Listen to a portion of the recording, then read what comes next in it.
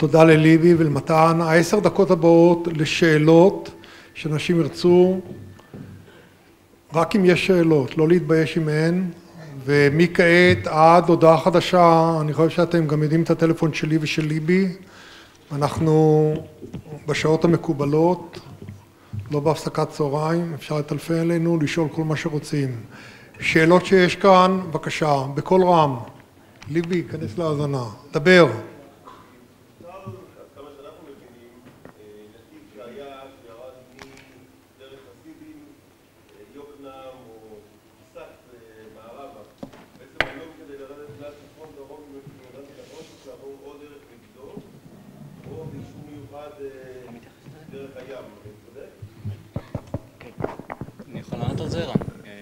ליבי התייחס, בגלל הכניסות לחיפה, בוטל המעבר חסידים חיפה, דבר. רגע, בואו נעשה דבר אחר. רן, זה עובד ואפשר... צביקה, בואי נע. אתה הולך להיות איש המיקרופון.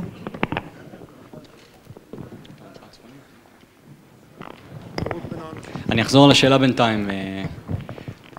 נשאלנו לגבי נתיב שהיה עובר דרך חסידים וחוצה בעצם במין אספקט כזה של צפון מזרח דרום מערב. מדוע הנתיב הזה הפך להיות נתיב מקווקו לסוף השבוע ולא נתיב רציף כמו שהוא היה במפה הישנה משנת 2001?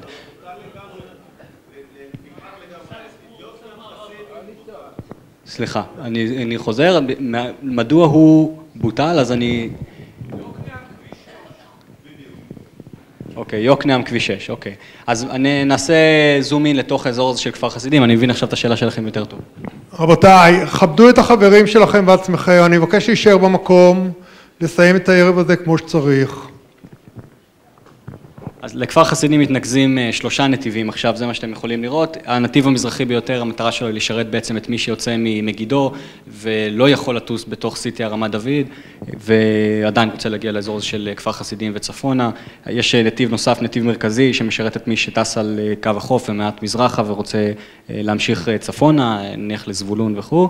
ויש נתיב שמתממשק פשוט לקו החוף, לאזור של עתלית, ויש שם את מנחת, תודה, מנחת הבונים, לא התכוונתי את עין איילה, שיש שם לפעמים פעילות של אולטרלייטים, זה מה שהתכוונתי, אז הוא מגדים, סליחה, הוא נועד לשרת את האזור הזה, פשוט כדי שלא יהיה צורך לעשות תיקוף, ולא יהיה צורך לבקש כל פעם מהבקר, והכל יהיה מאוד מאוד ברור. הסיבה היא שהנתיבים האלו הם לא ירוקים, כשעושים תהליך כזה של הסדרה של תשתית, מגלים בעיות שהיו נטועות בתוך התשתית הישנה, ובעצם לא היו פתורות. העזיבות של רמת דוד מערבה של מטוסי הקרב הם בגובה 3,000 QNH. נתיב כזה, מאחר ופני הקרקע באזור הכרמל, החלק הגבוה ביותר, וזה לפני האנטנות, הוא 1,800, גובה הקרקע 1,800. זאת אומרת שצריך איכשהו להתרומם לגובה שלא מקיים הפרדה נדרשת מאותם מטוסי קרב.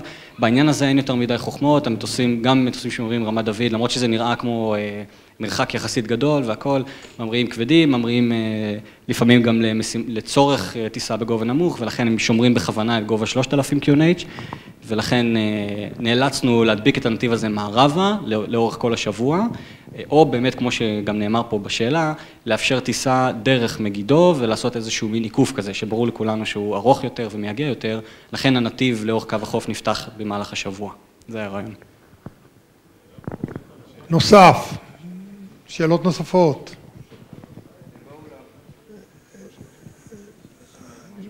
דבר, למעלה.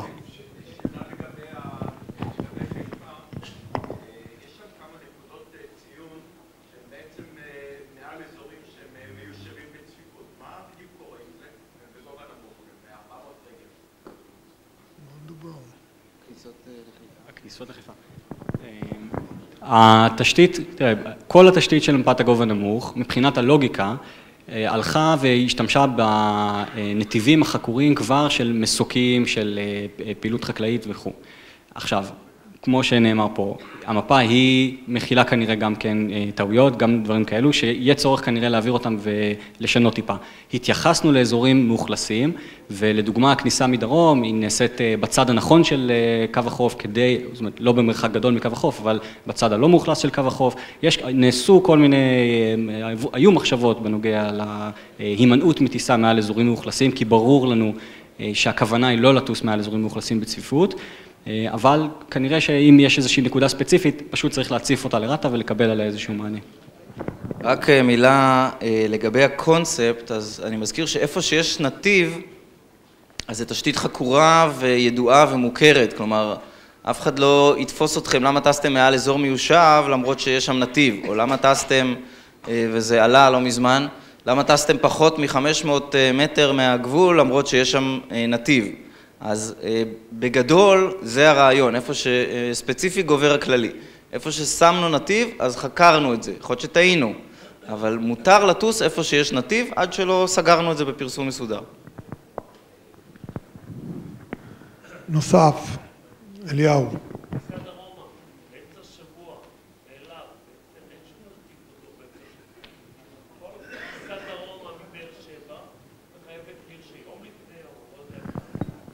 יש את הוצאת מרשה לדרום. אם אתה רוצה להמריא לפני 9 בבוקר, אתה צריך לדבר יום לפני זה.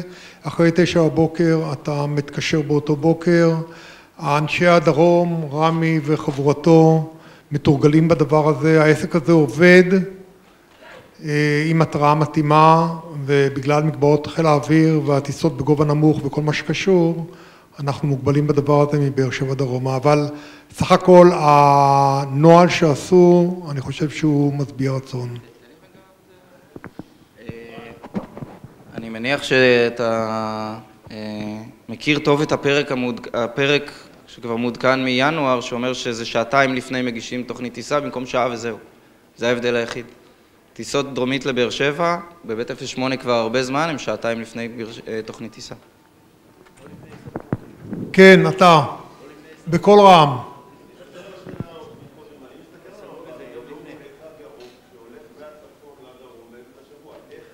לדרום לאן אתה מתכוון?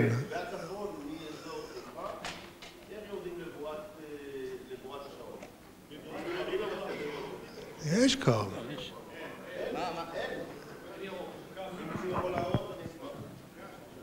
מאיפה אתה רוצה להגיע לאיפה? אני רואה את צומת עין אפק, אבליים, סוללים, דרך בועת, נכון? בואו נזכור איפה היינו קודם לכן, נכון? זה באמצע שבוע צריך לעשות סיבוב, אבל אפשר לטוס שם בהגשה של שעה לפני. אני לא אומר שזה מוצא חן, כן, זה באמצע שבוע. אני לא אומר שזה הכי מוצא חן בעיניי בעולם, אבל יש פה שיפור אדיר. רמי, בכל רם.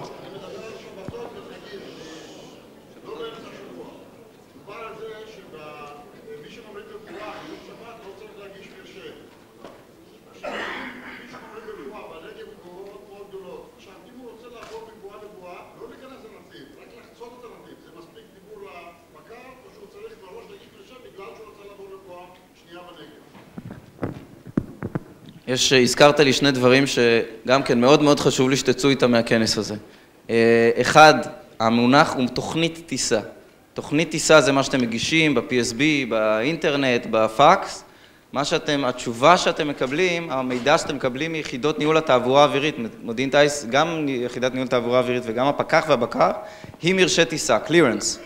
בסדר? לא להשתמש יותר במונח מרשה, אלא אם כן זה משהו שקיבלתי מהבקר ומודיעין טיס, זה אחד. מונח שני שאני רוצה לנסות לשרש, לעקר מן השורש, זה המונח גובה חקלאי. גם בחיל האוויר אנחנו לא מצליחים להוציא את המונח הזה. אתם טסים בגובה נמוך, אוקיי? במפת נתיבי הגובה נמוך, בנתיב גובה נמוך, אני מבקש לטוס בגובה נמוך, אתם לא טסים בגובה חקלאי. זה. שכחתי את השאלה. כן, נזכרתי. אז שוב פעם, יש בזה אבסורד. התשובה היא כן, אתה צריך להגיש תוכנית טיסה. אני מודע לאבסורד שבזה, כי זה אומר לחצות מצד שמאל של הכביש לצד הימני של הכביש.